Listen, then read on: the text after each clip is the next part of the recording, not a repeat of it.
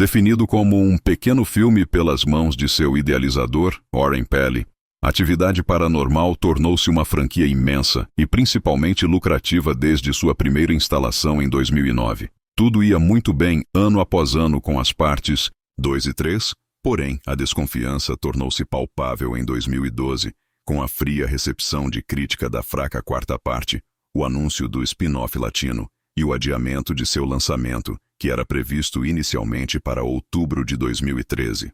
Eis que finalmente podemos conferir Atividade Paranormal, Marcados pelo Mal, com uma péssima rima no título que a distribuidora nacional resolveu bancar.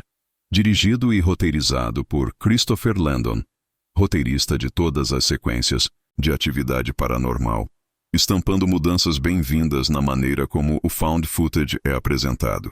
Trata-se de um bom filme que assume novas nuances e possibilidades que podem trazer frutos nas continuações vindouras.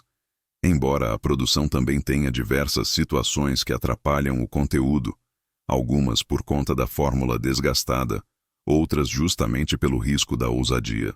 A ação se passa em 2012 em Oxnard, Califórnia, numa vizinhança típica de trabalhadores latinos.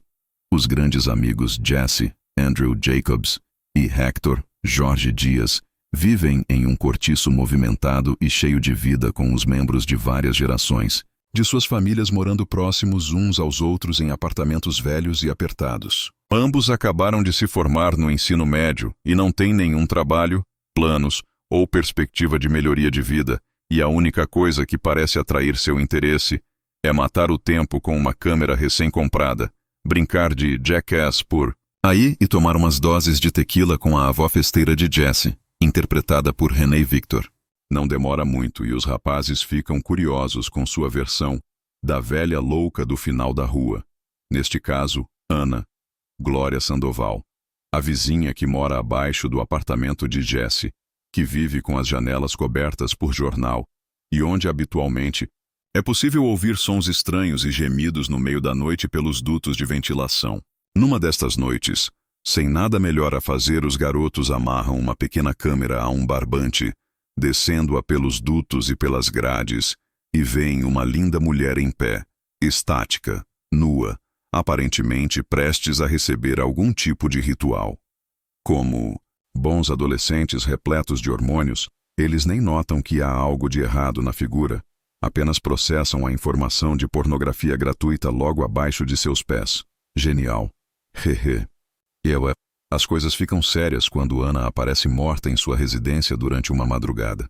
Quando a movimentação de policiais cessa, Jesse e Hector decidem ainda no meio da noite investigar. E por que não? No que a trama prossegue, Jesse acorda em uma manhã com aquela mordida sinistra em seu antebraço, que já é de praxe de quem conhece a franquia, e logo percebe que é capaz de fazer coisas que desafiam as leis da lógica e da física.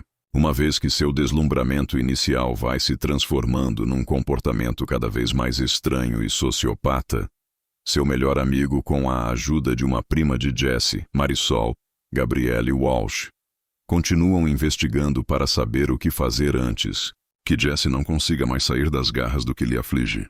Em primeiro lugar, a comparação com Poder Sem Limites, 2012, acaba inevitável no segundo ato da produção, e geram vez ou outra cenas desnecessárias ou longas demais, como o chilique do protagonista dentro de um mercadinho do bairro. Porém, tudo está dentro do contexto do filme e, de qualquer maneira, termina logo e a película toma o ritmo e corpo que se espera dela. Chama a atenção a química entre os protagonistas, que é muito agradável e gera uma série de situações cômicas que não soam fora de hora, fazendo-nos acreditar que os atores que interpretam Jesse e Hector são amigos fora das câmeras, o que também se aplica no elenco como um todo. O suspense é bem mais comedido do que nos anteriores e é reforçado pela quantidade significativamente maior de tomadas externas e diurnas. É notório que o diretor e roteirista Christopher Landon estava mais interessado na ênfase na investigação e no relacionamento entre os personagens. Este novo foco favorece a empatia e torna a interação entre os envolvidos mais orgânica e crível. Outro ponto é que o número de bobagens que passaram a ser norma em produções found footage ainda existem. O desuso da luz da câmera, o devemos filmar tudo, mesmo que nossas vidas estejam ameaçadas. Mas, em compensação, é bem menor em Marcados pelo Mal do que se poderia supor. Apesar de ter menos sustos e jump scares, com a valorização dos personagens, eles se tornam eficazes na maioria das vezes e são bem distribuídos ao longo da produção. Não ficam todos concentrados só no final, alternando bons momentos com outros de pura babaquice.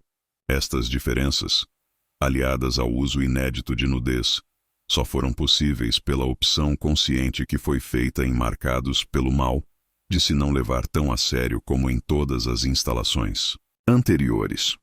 A propósito, não ver um relógio, uma contagem de noites e uma pessoa passando a noite inteira de pé na frente de uma cama também indicam por si só que Landon promoveu mudanças estéticas bem-vindas. Com o uso de personagens e cenários bem conhecidos dos filmes anteriores, as cenas finais voltam ao lugar comum da franquia e reservam gratas surpresas aos fãs de longa data e abrem boas ideias para os próximos, que por motivo de spoiler não posso revelar. A princípio, elas empolgam, mas analisando mais friamente, não deixa de soar como soluções baratas. Um fim em si mesmo, apenas para situar o espectador no universo já estabelecido, quando entendo que seria adequado criar vínculos mais sutis com tudo o que já foi feito anteriormente, inclusive pela desobrigação causada por não ser uma sequência direta. Já que o roteiro faz uso destas ligações, a mim atrapalha bastante o fato de que a franquia ainda apresente uma ausência de propósito. No pequeno filme de Peli, o problema era a ameaça demoníaca, e para o público já era o bastante. Porém, após 3 continuações oficiais e 2 spin-offs de desenvolvimento de todo um universo, seria muito interessante mostrar algo além do que simplesmente demônios, pessoas em perigo e filmagens amadoras. Que raios as bruxas querem? Quem é o demônio? Como os personagens podem combater este mal? Pode ser que esteja sendo muito exigente, mas com tanta complexidade em soluções que já passaram da mera possessão e avançam para superpoderes e portais no tempo, já era hora de abandonar a impressão de que os filmes são uma espiral sem fim de sustos e fitas encontradas. No frigir dos ovos, a referência a ovos não é sem propósito neste texto, he. Se Landon não provoca pesadelos empregando as mesmas armas de sempre, é de impressionar que ele tenha abandonado este tipo de necessidade constante na franquia e tentado simplesmente fazer algo mais divertido, com alguns sustos genuínos, nudez e possibilidades novas. Um feito notável para um subgênero com tão pouca flexibilidade. Mesmo sem o mesmo impacto e relevância que o original, contudo sem a pretensão e a expectativa que uma continuação direta proporcionaria, Atividade Paranormal. Marcados pelo Mal olha para trás para preservar aquilo que Warren Peli pretendia em sua primeira incursão, ser um bom pequeno filme. Atividade Paranormal. Marcados pelo Mal, após o citado Tóquio, é um spin-off da série Atividade Paranormal, que ainda neste ano ganhará seu 5º episódio. Ou seja, não se trata de uma continuação direta dos eventos ocorridos com as irmãs Christie e Kate, e com o marido desta, Micah, apesar de não ser totalmente desconectado. Dessa vez, somos convidados a acompanhar Jesse, o novato Andrew Jacobs, um rapaz de origem latina de 18 anos que acaba de se formar no colegial.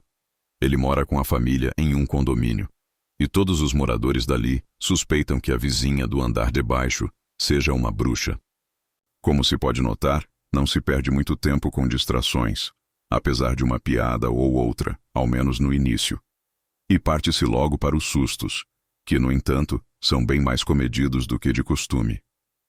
Quando Oscar, Carlos Prats, um colega de escola, se suicida após afirmar estar possuído por algo terrível e que Jesse deveria se matar antes que cometa um mal pior, afinal os dois possuem a mesma marca, todos os amigos do protagonista passam a verificar um comportamento estranho no rapaz, algo que só poderá ser explicado através de uma investigação sobrenatural. Avançando com cautela na trama que foi pincelada parcialmente em cada uma das sequências, Marcados pelo Mal ainda fecha um inesperado elo com Atividade Paranormal, 2007, o filme que deu início à franquia. Porém, por outro lado, é possível perceber um desgaste na fórmula da câmera carregada pelos personagens, Seria impossível eles seguirem segurando-a após tudo o que lhes acontece, e no próprio gênero de fantasmas do além dispostos a muita maldade. São os mesmos sustos, os olhos vidrados, a escuridão que cega. Até o final, que se passa numa casa aparentemente desconhecida, é quase um repeteco daquele visto em Atividade Paranormal 4, 2012, apontando para a falta de inspiração do diretor e roteirista Christopher Landon. Assim, temos um pouco de mais do mesmo, porém com um sotaque diferenciado e uma pitada de informações extras destinadas a agradar aos fãs mais radicais. Aos demais, cabe se divertir com os poucos sustos e torcer para um final digno para a saga, o que não deve estar muito longe. Curta o vídeo, comente e inscreva-se no canal. Muito obrigado.